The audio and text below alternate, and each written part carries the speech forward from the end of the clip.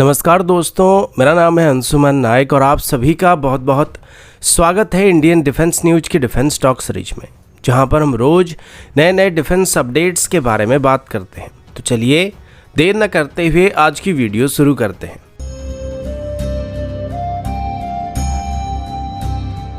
आज की पहली update multi role combat aircraft की तरफ से है, जिसमें अभी हम करीब 114 4.5 जनरेशन फाइटर जेट को खरीदने वाले हैं। लेकिन पिछले कई सालों से टेंडर बार बार डिले होता जा रहा है और अभी भी इस टेंडर में हमें काफ़ी डिले देखने को मिल रहा है। इसकी फाइनल रिक्वेस्ट प्रपोजल को इशू करने के लिए भी अभी काफ़ी समय लग रहा है, जिस वजह से आप और मैं हम सभी इस टेंडर के बारे में सुनकर लगभग बोर हो चुके हैं। और अभी ऐसा लग रहा है कि इस टेंडर को लेकर अभी हमारी पार्लियामेंट्री स्टैंडिंग कमेटी भी बोर हो चुकी है, क्योंकि अभी फाइनली हमारी पार्लियामेंट्री स्टैंडिंग कमेटी की तरफ से इस टेंडर को लेकर कुछ नए सजेशन दिए जा रहे हैं। अभी तक इस टेंडर में जितने भी फाइटर जेट को ऑफर किया गया था वो सभी के सभी 4.5 जनरेशन फाइटर थे, लेकिन अभी भी ये टेंडर फाइनल नहीं हुआ था। और अगर आने वाले 2 सालों में भी ये टेंडर अभी फाइनल होता है या इसको फाइनल किया जाता है तो इसके अंदर अभी खरीदे जाने वाले फाइटर जेट हमको मिलते मिलते 2030 तक का समय लग जाएगा। और उस समय हमारे सभी दुश्मनों के पास 5th जनरेशन एयरक्राफ्ट मौजूद होंगे।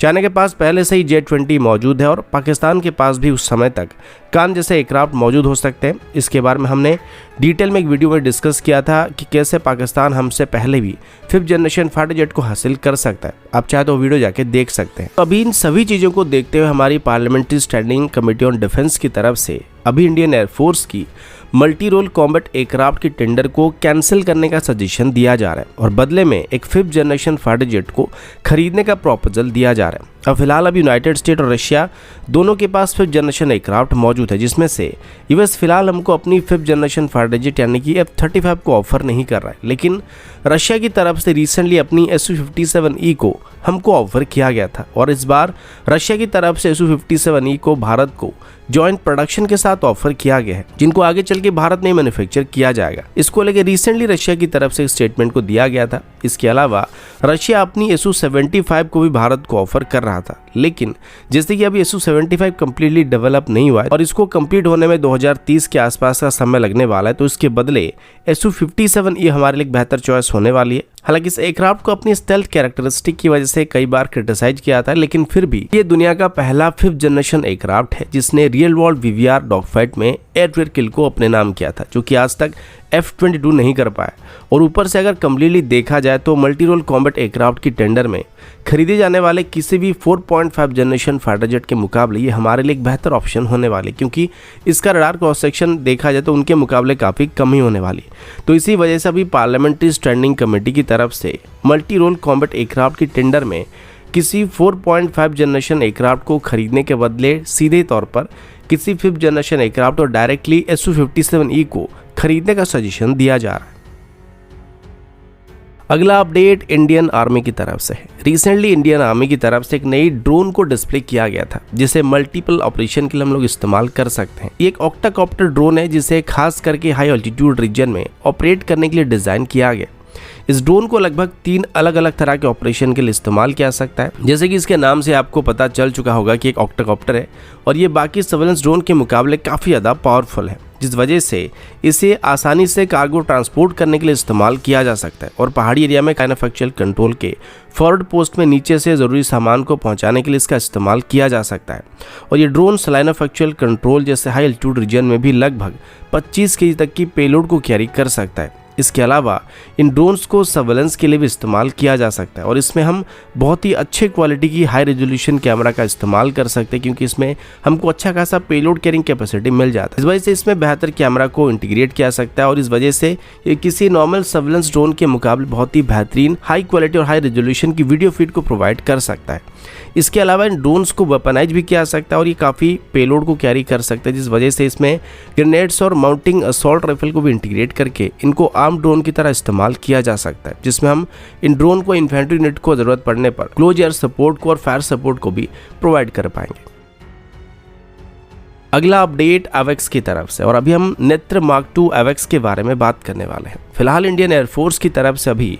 आने वाले समय में 6 से 12 एडिशनल एवेक्स को अपनी सर्विस में शामिल करने का फैसला किया गया है, जिसमें 6 नेत्र MK-1A एयरक्राफ्ट होने वाले और बाकी 6 नेत्र मार्क 2 स्टैंडर्ड के एवेक्स होने वाले हैं। इनमें से जो नेत्र MK-1A एवेक्स होने वाले ये अपनी प्रीवियस वेरिएंट की तरह एम्ब्रेयर की ERJ एयरक्राफ्ट के प्लेटफॉर्म के ऊपर बेस्ड होने वाले, लेकिन नेत्र मार्क 2 एवेक्स की बात करें तो ये साइज में काफी बड़े होने के साथ साथ लॉन्ग डिस्टेंस तक ट्रैक करने वाले एवेक्स बनने वाले हैं। इनमें नेत्र मार्क 1 और MK-1A जैसे एयरक्राफ्ट के मुकाबले बेहतर रडार और ट्रैकिंग एंगल को भी प्रोवाइड करने की क्षमता होने वाली है और इसमें बेस एयरक्राफ्ट के तौर पर एयरबस की A321 एयरक्राफ्ट को इस्तेमाल करने का फैसला किया गया था,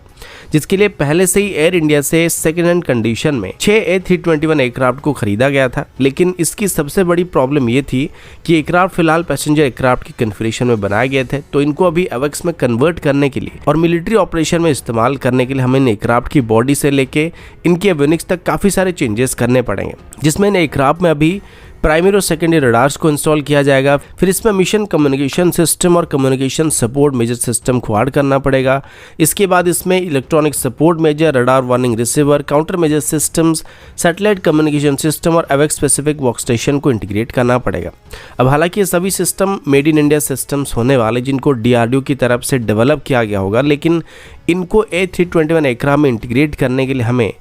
सबसे पहले एयरबस की मदद की ज़रूरत पड़ने वाली है और इसमें अभी एयरबस की तरफ से भी DRDO की मदद करने का फैसला किया गया, जिसमें एयरबस की military aircraft design and engineering department की तरफ से अभी DRDO को A321 एयरक्राफ्ट को मॉडिफाई करने में मदद किया जाएगा। लेकिन इसके लिए सबसे पहले इन एयरक्राफ्ट को मैड्रिड में मौजूद एयरबस की फैसिलिटी में भेजना पड़ेगा, जहां पर इनको एयरबस की निगरानी में एवेक्स के स्टैंडर्ड में मॉडिफाई किया जाएगा और फिर इनको भारत में वापस लाया जाएगा और मॉडिफाई होकर वापस आने के बाद इनको DRDO की तरफ से और हमारी सेंटर फॉर एयरबोर्न सिस्टम की तरफ से टेस्ट किया जाएगा और तब जाके इनको इंडियन एयरफोर्स में इंडक्ट करने के लिए क्लियर किया जाएगा। अगला अपडेट इंडियन आर्मी की तरफ से, और अभी हम इंडियन आर्मी की एंटी टैंक गाइडेड मिसाइल के बारे में बात करने वाले हैं। रिसेंटली भी 2 मेजर लड़ाई में हमने देखा है कि anti tank guided missile tanks और किसी भी आर्मर्ड यूनिट के खिलाफ या इन्फेंट्री फाइटिंग व्हीकल के खिलाफ काफ़ी इफेक्टिव पाए गए थे